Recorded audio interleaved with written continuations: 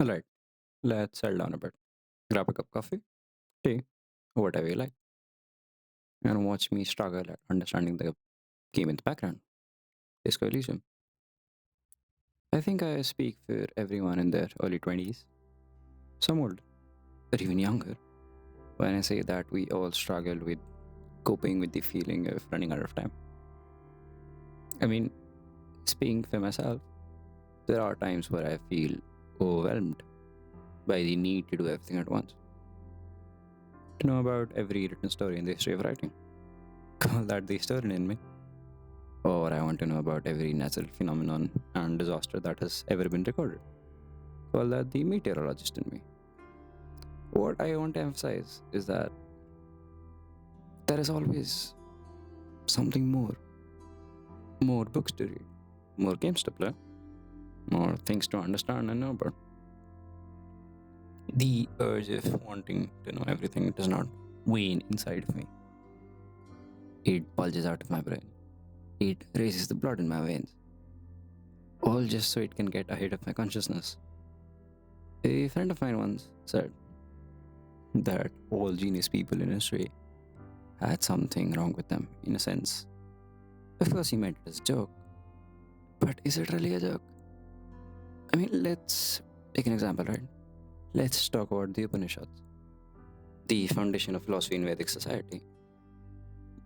In verse 9 of the Isa Upanishad, and I quote, it says, they enter into blind darkness who worship avidya, ignorance. They fall, as it were, into greater darkness who worship vidya, knowledge. In a way, it speaks to you about the insanity in white and when you start the pursuit of knowledge. My point is that maybe we feel so overwhelmed by the feeling of running out of time is because maybe we are also afraid. Not only is there a need to do, but also fear of going insane? How? I mean, I don't really have an answer for that. Maybe it's the contentment that will, the emptiness that will eat you up. And I think that's the part we don't talk about enough. That fear is not only about time running out, it is about what happens after. After the chase slows down, after the questions stop multiplying, after the shelves are full and your mind is finally laid to rest. Because if you've built your identity around wanting more knowledge, more understanding, more depth, then what happens when you pause? What happens when you take a break? What happens when you decide to end this so called pursuit of knowledge? What happens when you realize you can't possibly know everything and that even trying requires a sacrifice? There's a strange contradiction there. We fear running out of time, but we also fear reaching the end of the road too soon. As if the pursuit itself is what keeps us intact. As if stopping would mean facing a kind of silence we don't know how to sit with. And honestly speaking, I think a lot of us don't know how to sit in silence with ourselves, with our thoughts. Maybe that's why we try to distract ourselves with needless things. But regardless, maybe that's why the feeling of running out of time feels so heavy. It's not just about deadliness or age or being behind. I mean, yeah, I get the point where you feel like you're behind your peers. But everyone has their own time, not that.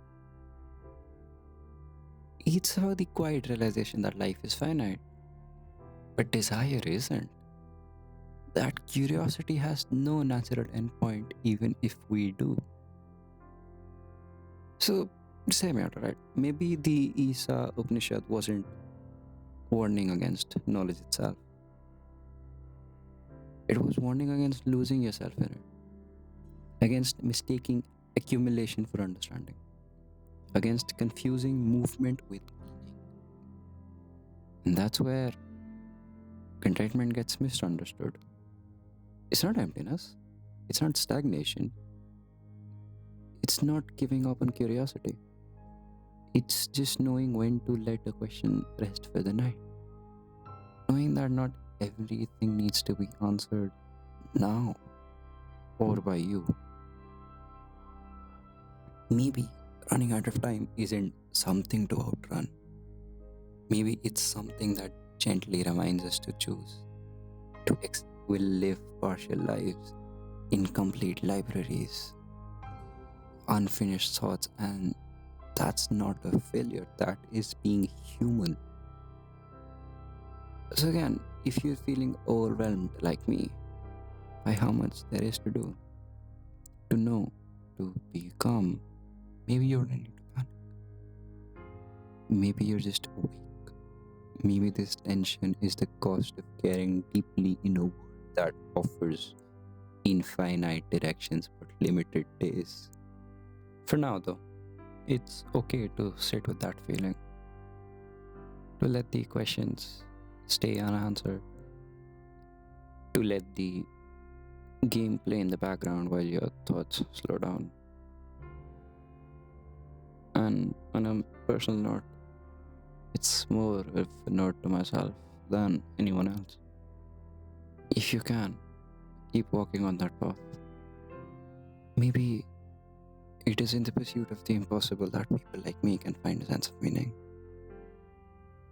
But that's all I had for today. We'll stop it. Until next time.